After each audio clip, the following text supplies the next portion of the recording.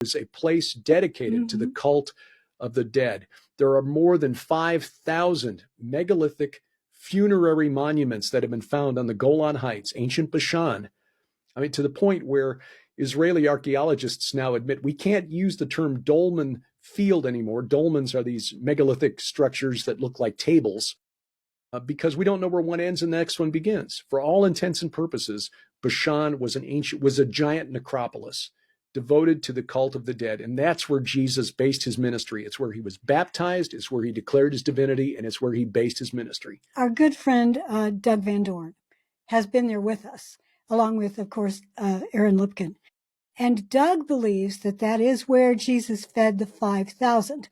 Now, what's interesting about that is if they were sitting on the hillside around those stones that look like Gilgal Rephaim, this was a reverential site where veneration of the dead took place, and they were fed. Jesus feeds them. They don't feed God. God fed them. Yeah.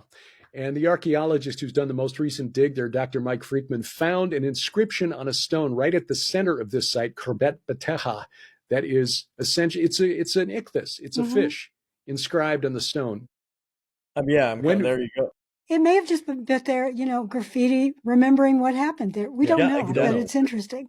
I find it fascinating, too, that here, again, you have all this background of not only a baptismal site, but the land of Bashan, which, again, is known as the land of giants, right, in the Old Testament. And this is just it. This is the area going all the way up to Gilgal Rephaim, Mount Hermon. It's all there. And yet when we see, after Jesus does the baptism, etc., we see he's like, on the first pages, you come in there, all of a sudden now it's like, man, all these demons are like released from the hounds of hell to come after him and to try to, it's because you read the Old Testament and you're like, I don't really read about demons much, or maybe a little bit here and there, but it's like every other page in the Gospels because he's declared war right at the base, right in the headquarters. And so you see this response. Well, we're going to take a little break here to see how to get this book, Gates of Hell. Take a listen. All right, Tyler, you want to pause it for a minute? All right, so that's going to come later.